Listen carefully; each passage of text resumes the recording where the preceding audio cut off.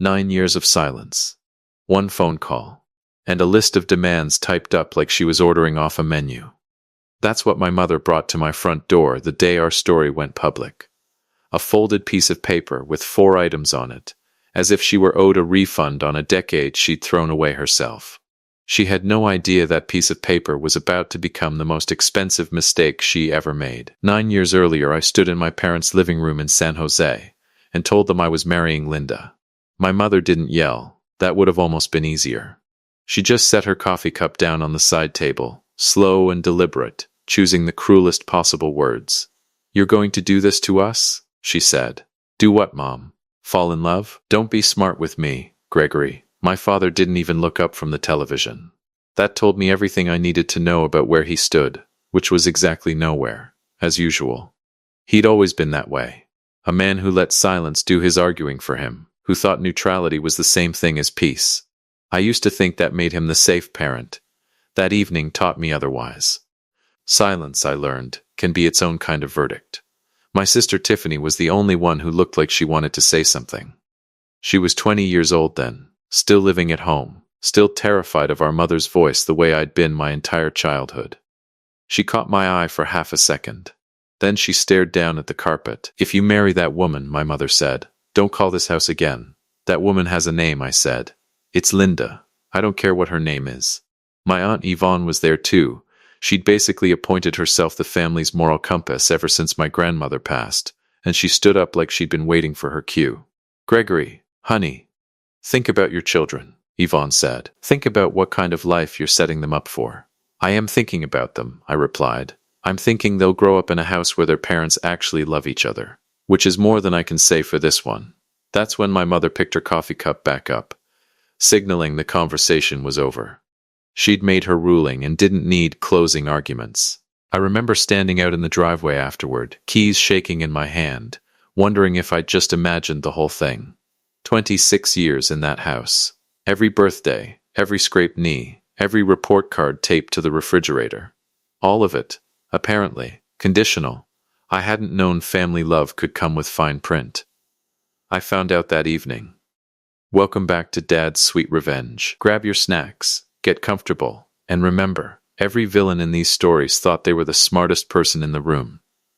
They were not. Subscribe so you never miss a story.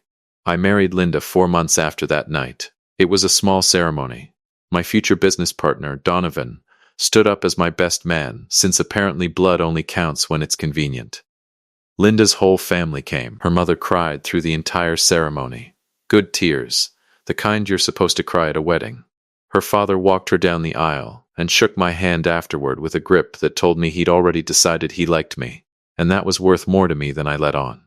My side of the aisle had exactly 11 people on it. 8 of them were friends who'd shown up because they loved me, not out of obligation. Shane was one of them, standing near the back in a suit that didn't quite fit him, grinning the whole time like he couldn't believe I'd actually pulled it off. That empty side of the aisle was the last time my family would ever get the chance to stand next to me for free. Growing up, I always thought of my mother as the center of gravity in our house. Every decision, big or small, orbited around what she'd think of it. My father chose his job because she wanted stability. Tiffany chose her college major because our mother had opinions about which fields were respectable. I chose to keep my head down through most of my childhood because that was the path of least resistance. It worked, right up until the moment it didn't. Meeting Linda was the first time in my life I'd ever wanted something badly enough to risk that gravity pulling me apart instead of holding me together. I met her at a mutual friend's barbecue, the kind of afternoon where you don't expect your whole life to reroute itself, and then it does anyway. She was arguing, good-naturedly, with someone about whether store-bought barbecue sauce could ever compete with homemade. I remember thinking that anyone who defended good cooking with that much conviction was somebody I needed to know better. 6 months later, I was bringing her home to meet my parents, naively certain that anyone who met her would feel exactly what I felt. I was wrong, and I spent the better part of a year afterward trying to convince myself that maybe, with enough time, my mother's position might soften. It never did. If anything, the silence just calcified, year after year, until it became the only version of her I had left. Here's the thing about being disowned. It forces you to figure out who you actually are without anyone's permission. Linda and I started small. She'd grown up cooking her grandmother's recipes, a line of hot sauces and pepper jellies that she used to sell out of a folding table at the farmer's market on the east side of San Jose. I was working a sales job I hated, coming home smelling like a car dealership, and on the weekends I'd help her load jars into the back of my car and haul them out to whatever market would have us.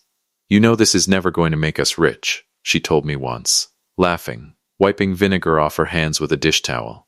"Good thing I didn't marry you for the money," I said. Smart, because there wasn't any. Those early markets were humbling.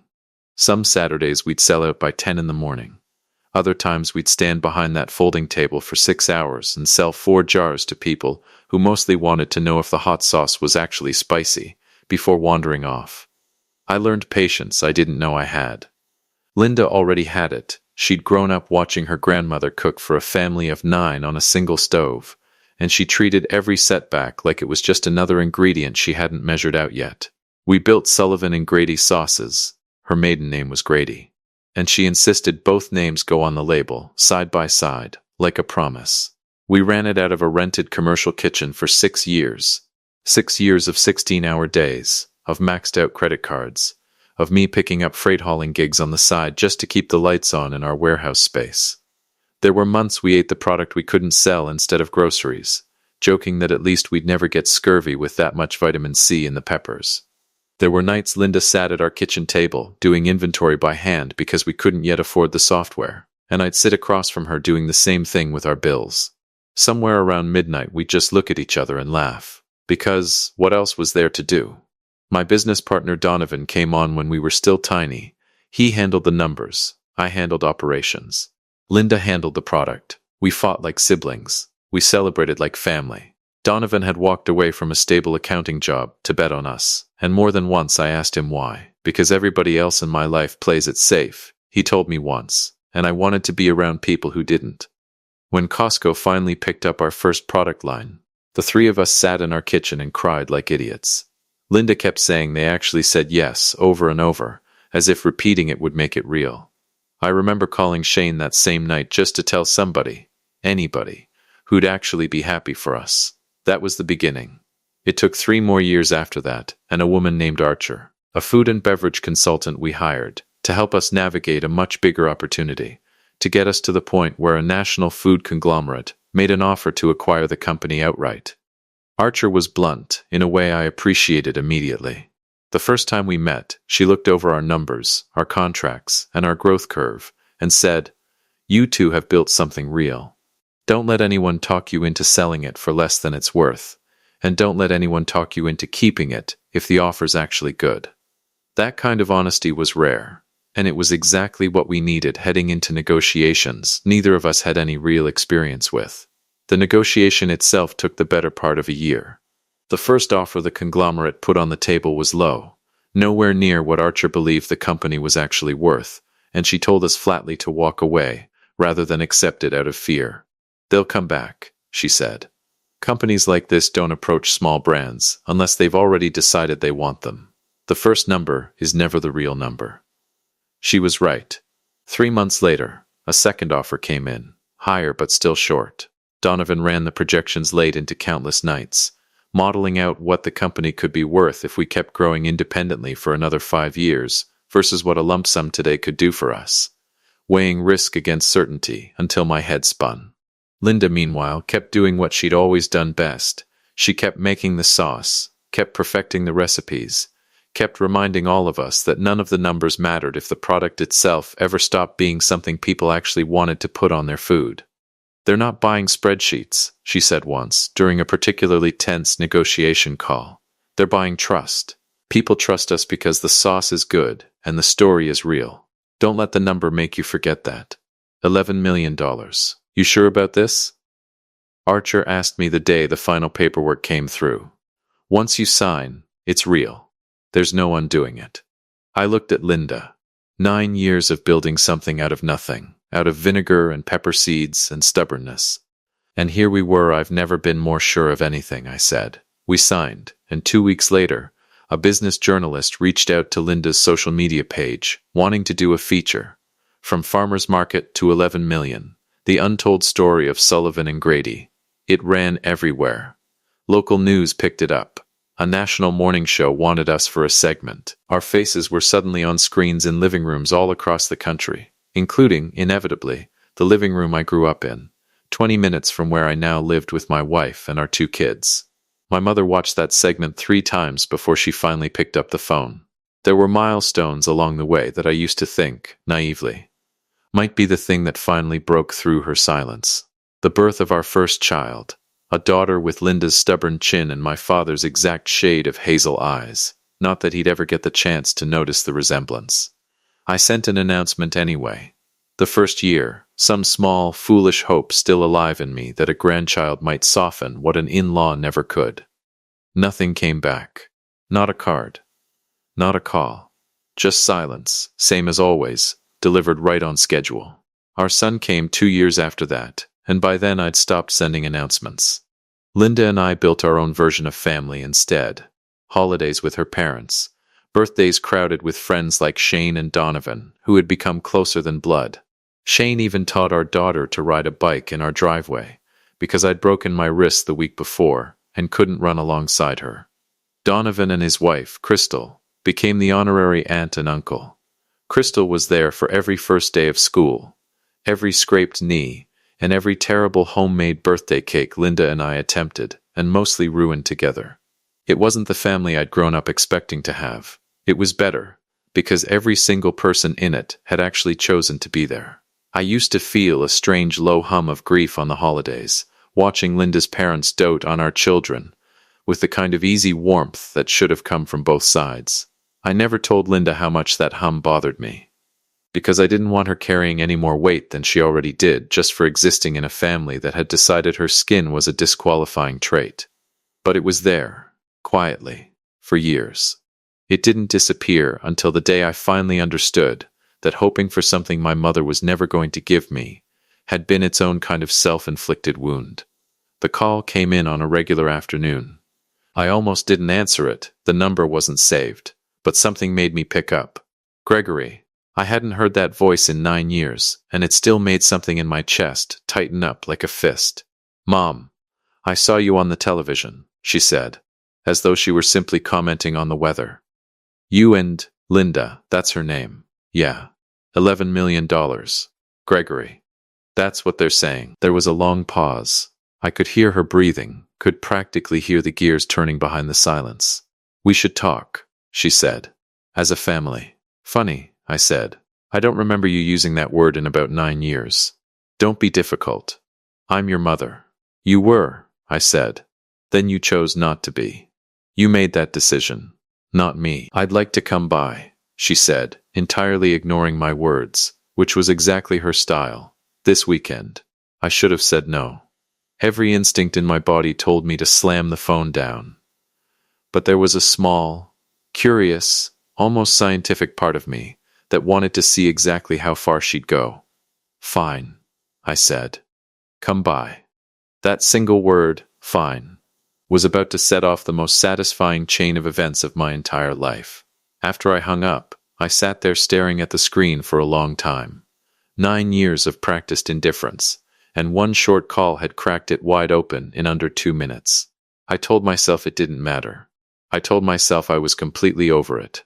But some part of me, the part that still remembered being a little boy running to her with a bruised elbow, needed to see if there was anything left behind that voice besides greed. There wasn't, and I was about to let her prove it to me in person. I told Linda that night, sitting across from her at our kitchen table, the exact same table where we used to count out crumpled single-dollar bills from our early days at the farmer's market. "She wants to come here," I said, "to the house." Linda set her fork down slowly. "After 9 years. After $11 million, I corrected. "What do you want to do?" That was the real question, wasn't it? Because there were 2 versions of me sitting at that table. One version wanted to slam the door in her face the split second she showed up, and never look back. But the other version, the one that had spent nearly a decade watching my mother's absence shape every holiday, my kids growing up without a grandmother, my wife carrying the quiet weight of being blamed for a family's fracture, That version wanted something permanent. I want the world to see exactly who she is, I told her. Not just hear about it secondhand. I want them to see it. Linda tilted her head. You want to record her? I want to record every single second. And then what? And then I want everyone who ever wondered why my own parents weren't in our wedding photos to finally get a clear answer. Linda thought about it for a long moment, turning her water glass slowly on the table. I need you to promise me something, she finally said. Anything. Promise me this isn't about proving something to her. Promise me it's about finally telling the truth, out loud, where she can't twist it into something smaller. I promise, I said. And I meant it. I called my old childhood friend Shane the next morning. We'd grown up 2 houses down from each other, and after high school, he'd gone into video production.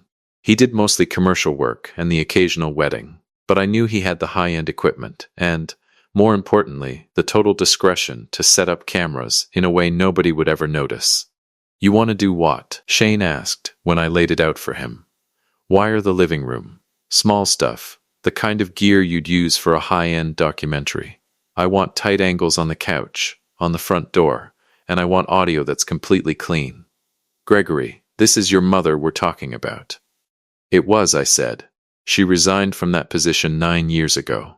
Now she's just a stranger showing up with a list of demands. Do you already know what's on it? I don't need to see the paper to know what kind of person wrote it. I told him. There was a long silence on the line. Then Shane exhaled heavily. I still remember your wedding, he said quietly. I remember looking over at that completely empty side of the room and thinking, man, what a loss for them. I'll be there, man. I'll bring everything we need. Shane came by 2 days before the scheduled visit. He installed everything so seamlessly that I forgot the lenses were even there by the following afternoon. 4 angles, 2 hidden audio pickups. Everything fed directly to a secure hard drive in my home office, completely offline. I wanted total control over what happened with that footage, and when. One thing, Shane said, standing back to look over the room. Think hard about whether you actually want to release this. Once it's hit the internet, it's out there forever. There's no taking it back. I know, I replied. I've had 9 years to think it through. I also looped in Archer, the consultant who had helped us navigate our multi-million-dollar acquisition. She built her career on knowing exactly how narratives move through the media, which levers to pull, and when to pull them. I need your perspective, I told her. Not for the brand. For something deeply personal. I explained the disownment, the cold shoulder, the sudden phone call, and the upcoming visit. Archer was silent on the line for a moment. You want this to go public. I want the whole country to know exactly what kind of woman disowns her son for marrying a black woman, stays dead silent for 9 years, and then shows up with her hand out the very second a number hits the news. That's not advice I usually give, Archer said flatly. But I like you. I respect your wife. And frankly, a woman like that deserves the exposure. Here's exactly how we're going to handle it. Finally, I called Donovan. It was mostly out of habit. He'd been my sounding board for every major turning point since we founded the company. You don't need my permission for this, Gregory, Donovan said. But if you're asking whether I think it's the right move, absolutely. Some debts don't get erased just because a decade flew by. She had 9 years to make this right privately. Instead, she chose to do it loudly, with a list of terms in your own living room. Let the world see the choice she made. The day arrived. I had sent our 2 kids to spend the afternoon with Linda's sister Crystal, who lived across town. I wanted them nowhere near the blast radius of whatever was about to go down. Crystal didn't ask a single question when I called her. She'd been on the front lines of our history long enough to understand. Just know they're safe, happy, and completely oblivious, I told her. They're going to be spoiled rotten and asleep by 8, Crystal promised. Go take care of your business. Linda, however, completely refused to leave. This affects me too, she said, adjusting a picture frame on the wall that was already perfectly straight. I am not hiding out in our bedroom while your mother sits in my house. I'm not asking you to hide, I said, catching her hands. I just want you guarded. She's going to say something ugly. She always does. Let her, Linda said, looking me dead in the eye. I've survived 9 years of her silence. I can survive 20 minutes of her voice. At exactly 2 o'clock, my mother's car pulled into our driveway. I watched from the front window as she sat in the driver's seat for a full 60 seconds before stepping out, almost like she was running through her lines one last time. She looked much older than I remembered. Time has a way of doing that. Her hair had turned completely gray, and there was a distinct stiffness in her stride as she walked up the path, as if her joints were giving her trouble. For a fraction of a second, a small residual part of me, the little boy who used to run to her with a scraped knee, felt a pang of sympathy.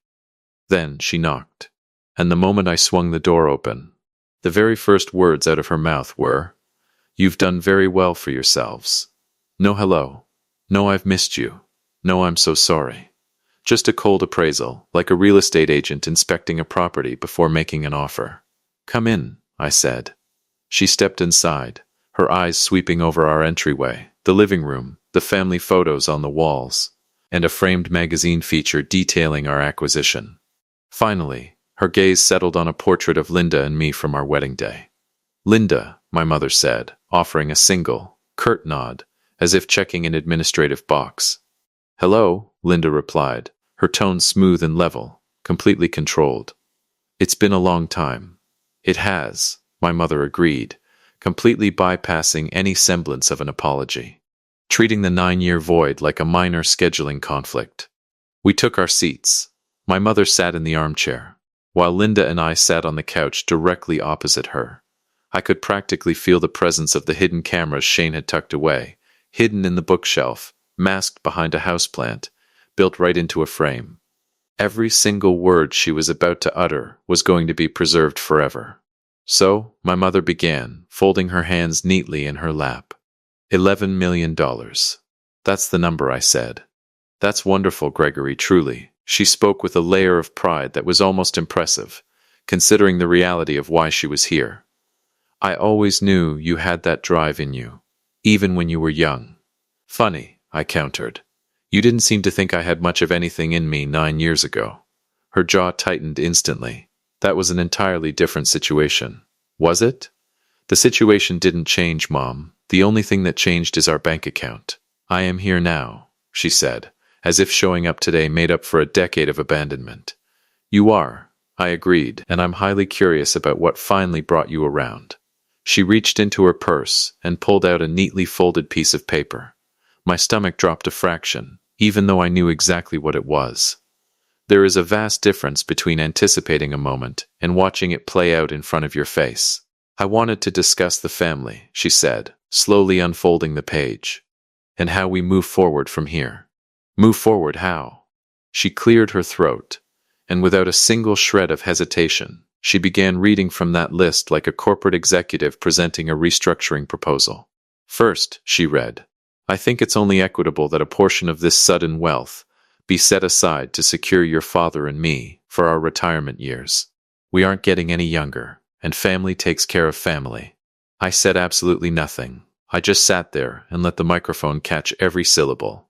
Second, I would like us to schedule a formal family portrait, all of us together, so we can put the past behind us in a very public way. It would mean a tremendous amount to your Aunt Yvonne as well. She's been asking about you constantly. Third, she continued, and I felt Linda's hand tighten slightly against my leg. I think it would be highly appropriate for you to provide the capital to get your cousin into the restaurant space. He's been struggling for years, and with the kind of leverage and connections you have now. And what's number 4? I interrupted. She looked up from the paper, completely unfazed. Fourth, I expect an apology for the disrespectful way you spoke to me 9 years ago in front of your Aunt Yvonne. It was uncalled for. I sat there for a beat, letting the sheer absurdity of the moment breathe. 9 years of absolute exile. A wedding they intentionally boycotted. Grandchildren whose voices they wouldn't recognize on the phone. And her primary demand was a check, a photo op, and an apology from me. Let me make sure I have this completely straight, I said, my voice dropping an octave. You disowned me for marrying my wife. You cut off all communication for 9 years. No calls, no cards, nothing. And now you walk into my home demanding a retirement fund, a public PR stunt, a handout from my cousin, and an apology. From me.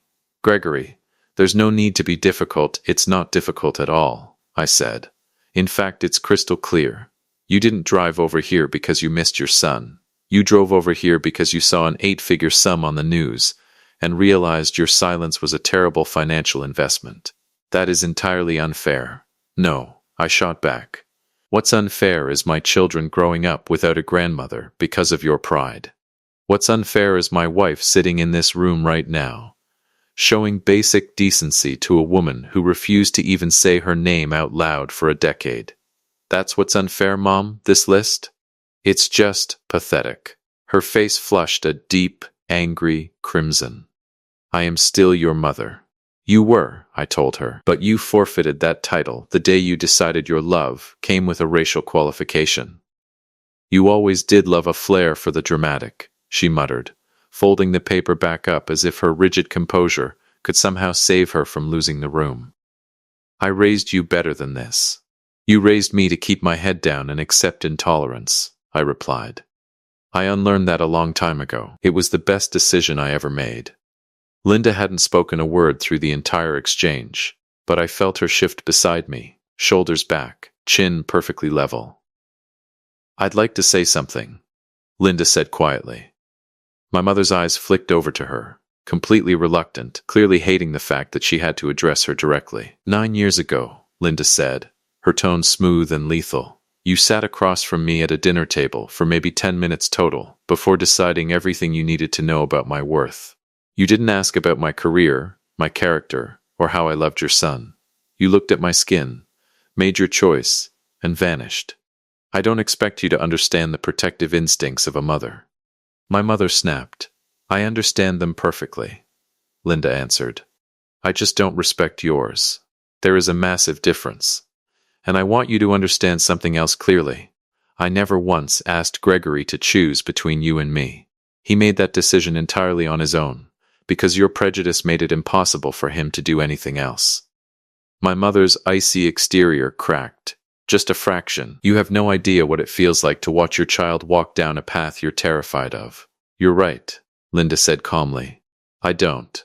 Because I'm raising my 2 children in a home filled with unconditional love and safety, completely free of the toxic fear you just described. Maybe the path was never the problem. Maybe it was always you. My mother's mouth opened to fire back a response, but I stood up before she could utter a single word. We're done here. It's time for you to leave, I said. Gregory, you came into my home with an invoice disguised as a family reunion, I told her, pointing directly at the door.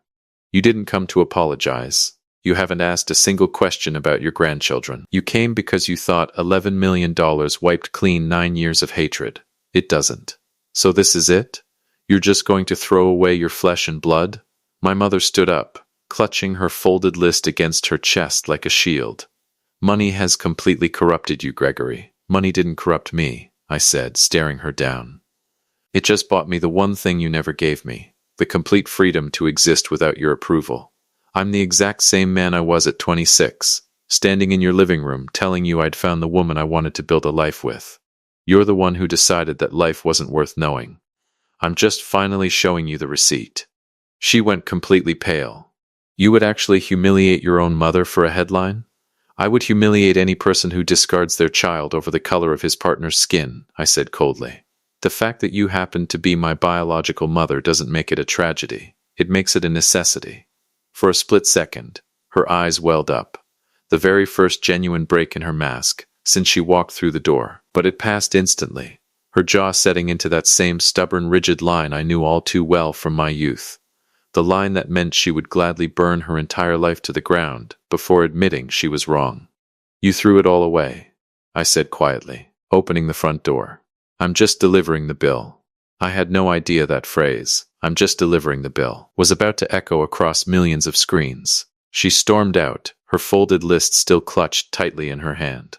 I watched her sedan back out of the driveway and disappear down the block.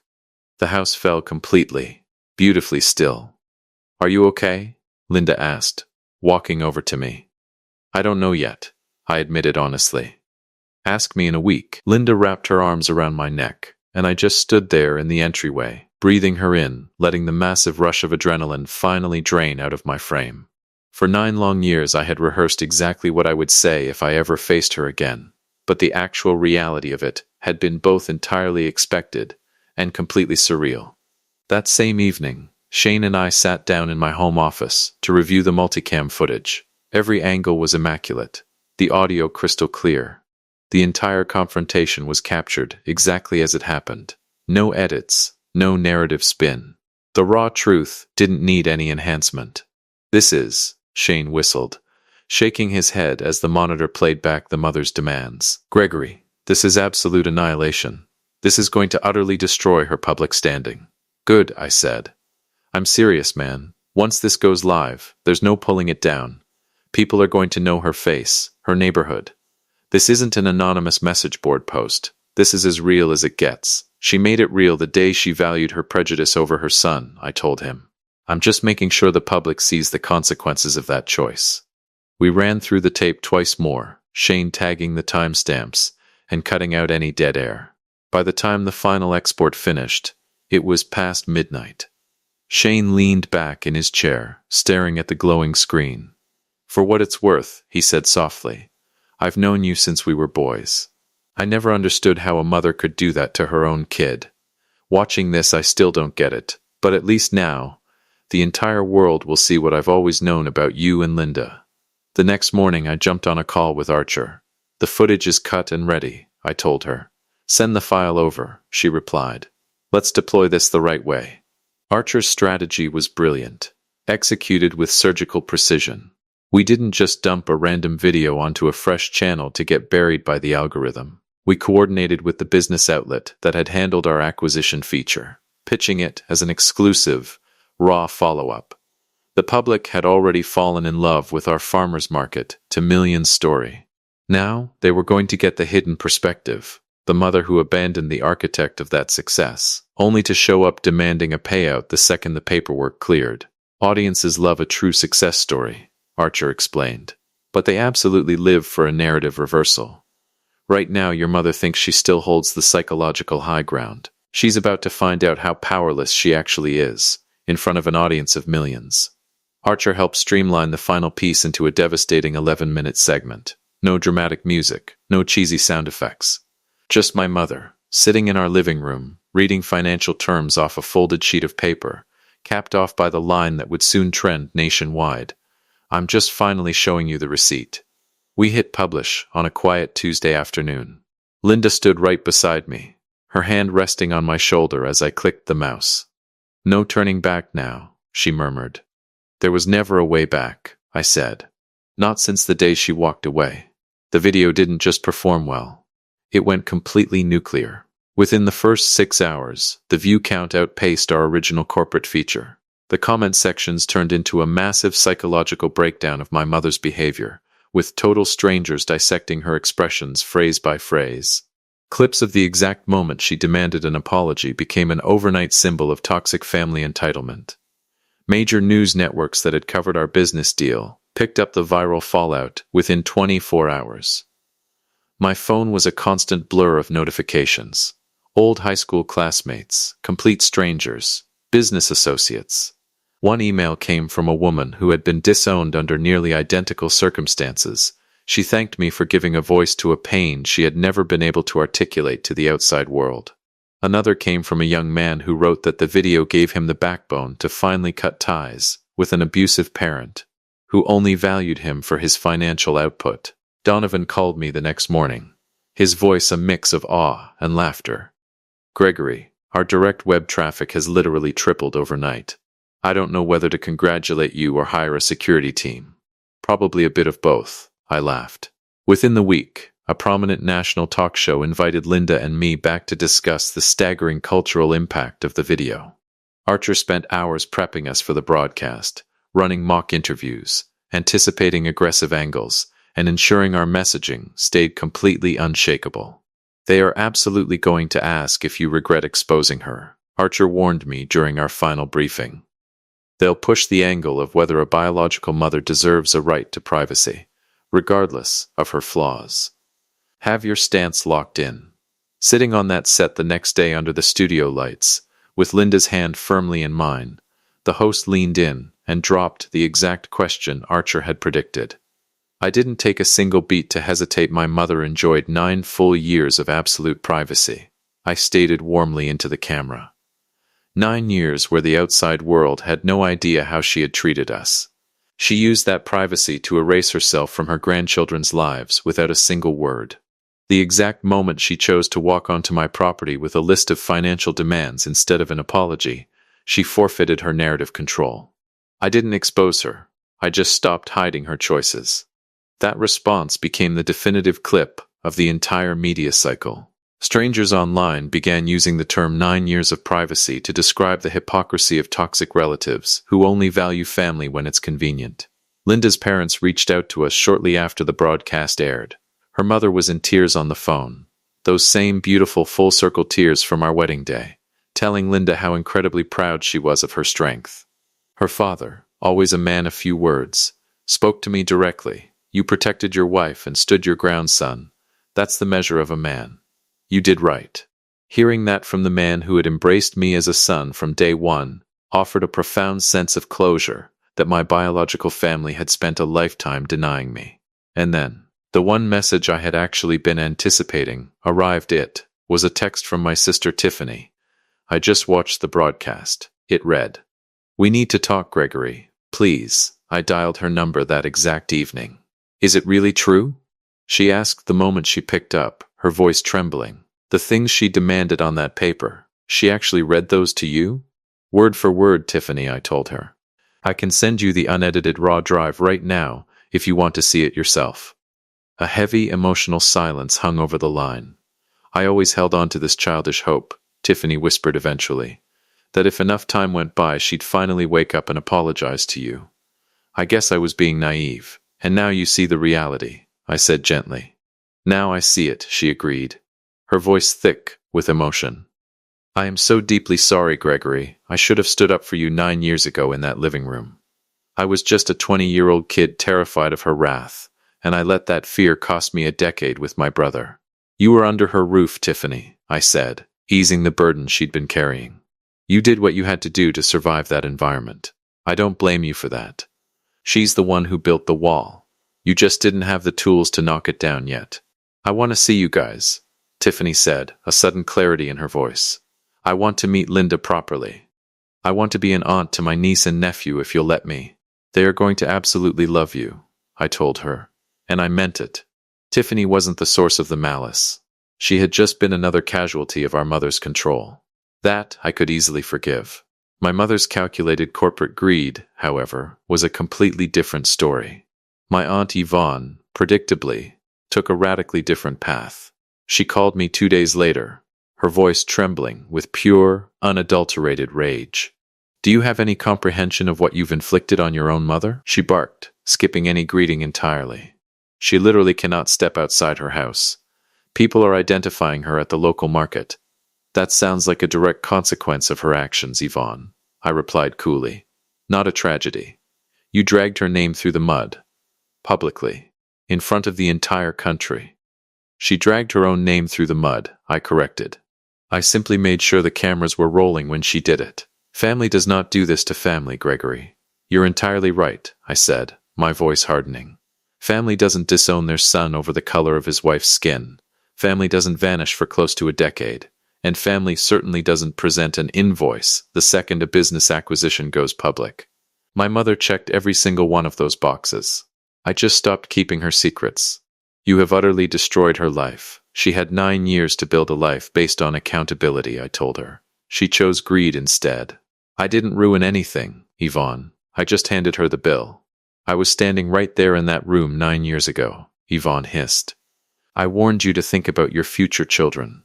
You told me to worry about the social status of children who hadn't even been conceived yet," I fired back. "Yet you haven't spent a single second worrying about the 2 very real grandchildren who have spent their lives without a grandmother because of the hatred you and my mother fostered in that room. It's fascinating how your concern for family only ever applies when it protects your ego." Yvonne slammed the receiver down. I didn't bother calling back.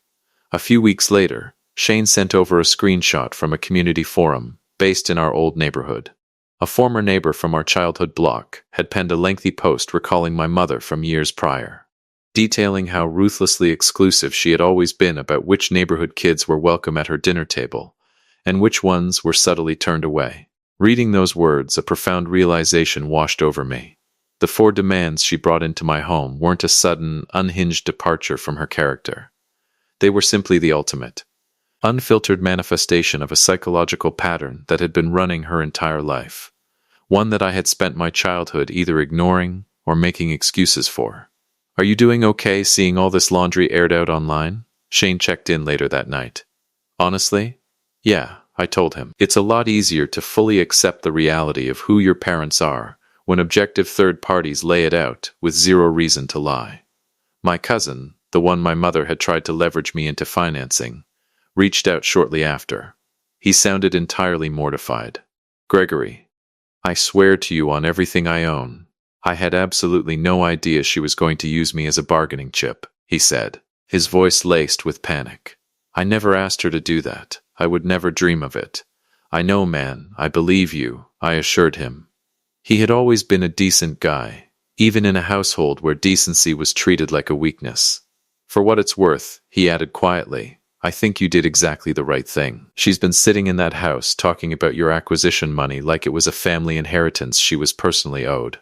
Like you owed her a dividend just for giving birth to you. How is your actual restaurant concept coming along?" I asked, steering the conversation to his real goals. "Slowly," he admitted. "But I'm doing it entirely on my own terms. I'd rather grind it out for another 5 years than take a single dollar that comes with the kind of strings she attaches to things." I respected that statement more than I could properly articulate. It was the exact same core truth I had embraced 9 years prior, that financial security or family approval isn't worth the price of your soul. My father, true to form, never uttered a single word. Not before the meeting. Not after the video went viral. Not once. His total silence spoke volumes, echoing his complete passivity from 9 years ago, when he refused to look up from the television screen. He had chosen his side a long time ago, settling into a coward's consistency. In the early years of our estrangement, I used to lose sleep, wondering if he secretly disagreed with my mother's hatred, but simply lacked the spine to challenge her. Watching his silence endure through a massive national scandal answered that question with total finality. A man's true character isn't defined by the quiet thoughts he keeps to himself. It's defined by what he is willing to stand up for out loud. My father had chosen, every single time, to stand for absolutely nothing. The final communication came from my mother herself, roughly 3 weeks after the video reached peak virality. I answered the unknown number, and her voice cut through the line without a hint of warmth. "You need to take that video down immediately, Gregory. It's completely upended your father's social standing. People are talking constantly. It's ruining us. No self-reflection. No baseline understanding of the pain she had caused. Just another executive order, wrapped up in a complaint about her own consequences." "No," I said flatly. "Gregory, you had 9 full years to pick up a phone and be a mother," I told her, my voice steady. "You chose to boycott my wedding. You chose to ignore the birth of my kids. You had thousands of opportunities to fix this privately, and you chose pride every single time. Now the world sees the exact receipt of those choices. I'm not taking down a single frame. You are actively tearing this family apart. There hasn't been a family here to tear apart for 9 years, I countered. You incinerated it in your living room. I just stopped hiding the ashes. I am still your children's grandmother." She cried out, her composure fracturing completely for the first time. "You are a total stranger to my children," I told her coldly. "And you finalized that choice the day you decided their mother's skin color made them unworthy of a phone call. Grandmother isn't a title you get to demand when your bank account runs low. It's an honor you earn with humility, something you have yet to show." "We're done, Mum." I ended the call. She never dialed my number again. Months turned into seasons. The footage continued to circulate in waves across the internet, routinely resurfacing as a case study in conditional love, prejudice, and the power of boundary setting. Ironically, the massive wave of public support for Sullivan and Grady sauces drove our brand visibility to unprecedented heights, making our new parent company absolutely thrilled with the acquisition. Archer frequently joked that my mother had inadvertently executed the most lucrative marketing campaign in modern food history. Tiffany became a permanent, beautiful anchor in our daily lives. She became a staple at weekend barbecues, birthdays, and school events, learning our kids' favorite games and inside jokes. She tried to apologize to Linda at first, but Linda simply cut her off with a hug, reminding her that she wasn't responsible for the sins of her mother. Crystal and Tiffany hit it off immediately, and our family gatherings no longer felt like a broken puzzle we were forcing together. They felt like a real family that had simply finally found its rhythm. Donovan and Archer remained tight fixtures in our inner circle. Every now and then, one of them will text over an article or a video essay analyzing the fallout of the receipt video. Always with the same note: "Still can't believe you actually pulled the trigger on that." I smile every single time I read it. My mother still resides in that same San Jose house. According to Tiffany, she rarely ventures out anymore, keeping the blinds drawn, fully aware that the community around her knows exactly who she is. That 11-minute window into her soul cemented a legacy she can no longer manipulate. And to be completely honest, I don't feel a single shred of guilt. I want to be entirely transparent about that, because I know people often expect these stories to wrap up with a neat Hollywood redemption arc, the tearful mother realizing her errors, a grand embrace, a clean slate. But that's not real life. She had a decade of chances. She had a wedding invitation. She had grandchildren. She had every single avenue a human being could possibly ask for to offer grace, and every single time, she chose her own ego. The list of demands wasn't a sudden mistake. It was the definitive summary of who she had always been, finally captured in high definition for the world to see. Linda and I sat out on our back porch a few evenings ago, watching our kids chase each other through the grass as the sun dipped below the tree line. She leaned over and asked me if, knowing everything I know now, I would still hit record. Every single time, I told her, kissing the top of her head, without a second of hesitation. No lingering regrets? The only thing I regret, I said, looking out at our children laughing in the twilight, is that it took an $11 million acquisition for the world to believe the truth about her prejudice. That she walked away from her own son over something that never should have mattered in the first place. Linda leaned her weight against my shoulder, and we just watched our kids play, completely safe, completely loved, and entirely insulated from the cold, conditional world we had left behind. Sometimes my mind drifts back to that living room 9 years ago, the slow, deliberate placement of the coffee cup, the quiet verdict passed down before I could even finish my sentence. I used to carry a deep, heavy grief over what that night cost me, but standing here now, I see it with total clarity. It didn't cost me a family. It simply exposed one that never truly existed, clearing the path for me to build a real one of my own. What I gained instead was harder won, but far more real. A wife who never once asked me to shrink myself to make anyone else comfortable.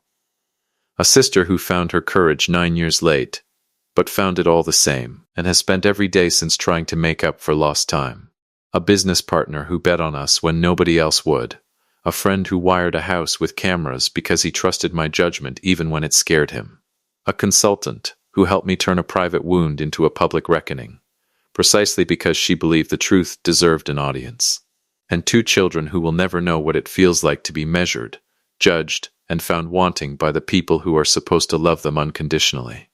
That, more than the $11 million, more than the viral video, more than the folded piece of paper with its 4 ridiculous demands, is the inheritance I actually care about passing down. My mother wanted a family photo to put the past behind us. She wanted it because a photo is easy, a single frozen moment that can be shown to neighbors and relatives as proof that everything is fine, that the wound never happened, that 9 years of silence was just a minor disagreement smoothed over by time and money.